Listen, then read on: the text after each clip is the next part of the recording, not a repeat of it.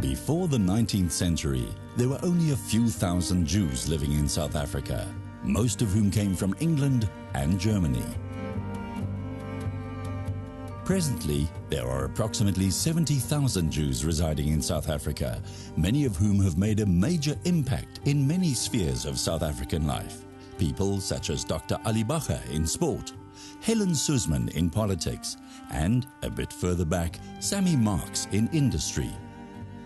Today, the vast majority of South African Jews have ancestral roots leading all the way back to the small shtetls, villages of Lithuania. What makes this Jewish community unique, and to what extent is this uniqueness informed by its origin in this Eastern European country? He couldn't speak one single word of English, and he spoke Yiddish mainly, and he spoke a little bit of Lithuanian. My mom came as a baby in arms. I think she was 6 months or 12 months, 18 months old. And they were fleeing the pogroms. Eden, moest leven. Jews, we must run. Lithuania, a small area along the Baltic Sea, together with two other Baltic countries, Latvia and Estonia, has been independent from the Soviet Union since 1991. Lithuania is first mentioned in historical sources from the 11th century, and in the 13th century the country was unified into a state. To develop the country in the 14th century, Lithuania gave privileges of profession and freedom of worship to foreigners. For centuries thereafter, Lithuania became a refuge for Jews who had escaped persecutions and pogroms during the Crusades of Western Europe. Initially fairly small, the country developed into a powerful state, from the Baltic to the Black Sea. In the 15th century, Lithuania changed from a pagan to Christian state. In many areas, the Jews had equal rights to Christians, permission to work as artisans, to own land and legal protection against intolerance, rare exceptions given the anti-Judaic policies in Europe and Russia at the time.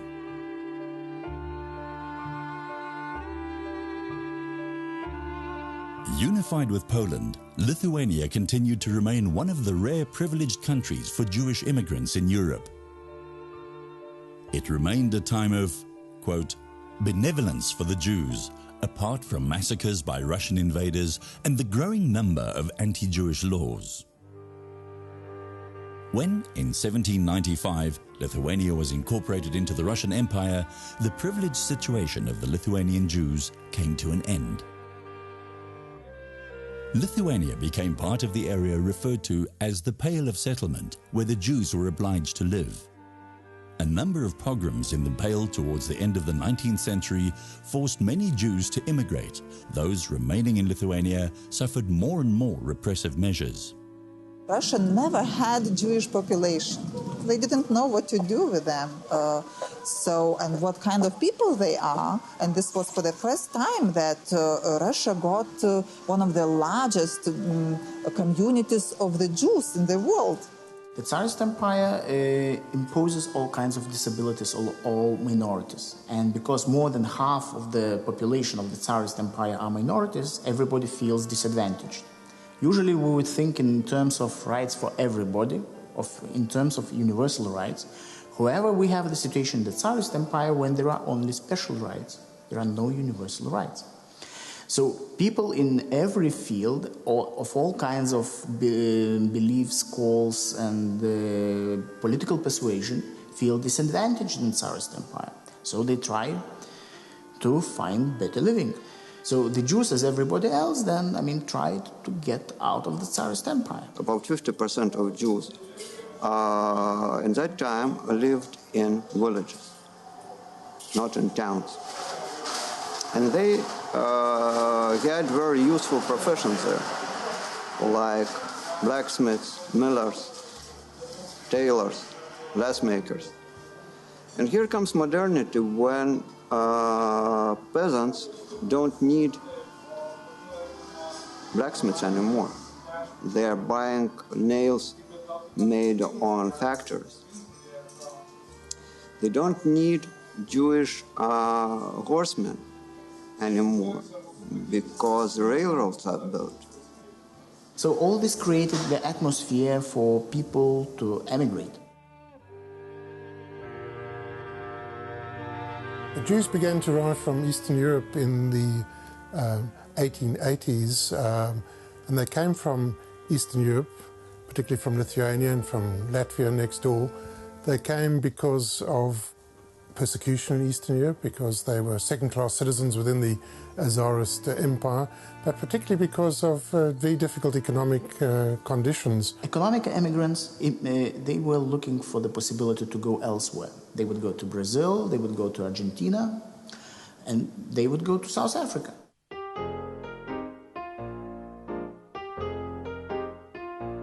At this time, the great mineral discoveries of 1886 were taking place in South Africa, making South Africa an attractive and prosperous destination for Jewish immigrants leaving Lithuania. One of the most known Litvaks in South Africa, Simon Marks, did that road in the middle of 19th century. The land were just started diamond mining, the gold rush. He makes a great fortune together with a cousin called Isaac Lewis in South Africa, and word goes home to Lithuania that one of their own, a Lithuanian Jew, has done wonderfully well. Another thing is that Simon Marks had a lot of enterprises, and he prefers to have his own people to work for him. So, of course, he is paying their tickets also. And South Africa is enormously attractive for these people, the economic opportunities, and they're also being treated decently. They're being treated like human beings. They're no longer second-class citizens in South Africa. So it's seen as a very exciting possibility. But those who made that trip, they were very strong. They were prepared to take everything to get better life. And that made the Simon Marks and other careers. They were really prepared to do a lot and to lose a lot. But also the big part of immigrants to South Africa were of leftist persuasion. It's interesting, it's not very well researched history, but it's an interesting history which, needs, the students of their own, to study.